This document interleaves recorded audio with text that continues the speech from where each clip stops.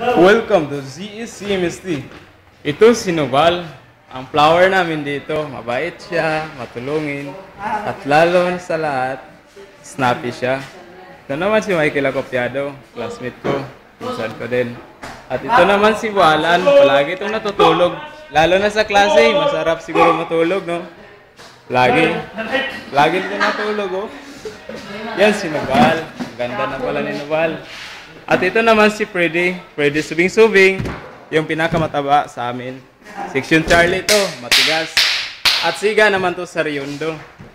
At yan naman si Valdez, player namin sa Sipak Takraw. Mabait din to. At ito naman si Zipol Sagario.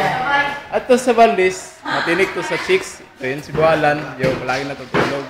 At dito naman nagtapos ang aming kwento, ZEC Misty. Ayos.